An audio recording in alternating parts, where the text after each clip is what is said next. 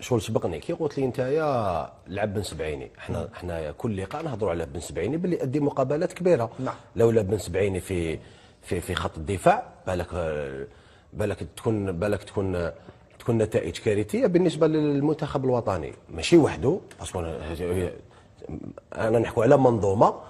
مي كاين الناس يقول لك كاين دي جون يكريتيكيو مندي حبيت نسقسيك من 2000 خلينا من 2019 واش جاب لنا من دو كوب دافريك اليميناسيون تاع الى التاهل الى كاس العالم، واش استفدنا منه هذا اللاعب؟ ولا يغير تماما. لماذا؟ احنا ماناش جايبينها على مندي، ماناش نجيبوا. احنا نحكوا بالاحصائيات تاعو، احصائيات. ولكن حبيت نسالك سؤال وجاوبني مباشره. لماذا كل المدربين اللي يجوا يزيدوا يلعبوا مندي؟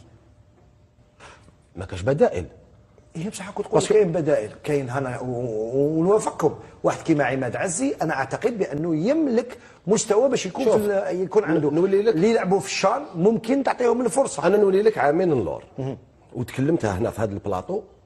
كان هنا مدافع احسن المدافعين في الجزائر اللي هو عليلات اللي يلعب في اتحاد العاصمه نهار داو كاس افريقيا، كان من احسن اللاعبين. هذا كاس الكاف. نعم. على ما طولوش الفرصه ديالو. بالعيد ايضا بالعيد في قمه. انا نحكي على عليلات. هذاك الوقت كان من احسن المدافعين في البطوله الوطنيه. وعلاش ما مدولهمش؟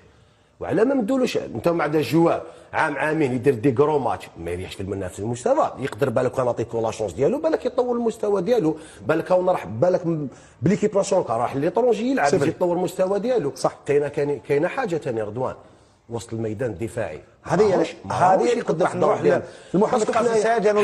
احنا كاين ناس بزاف في 2019 ولا تروماركي كان عدلان قديوره كيلعب كوم سونتينال، كان لاصق يلصق في مندي وبن عمري كان هنا يلعب.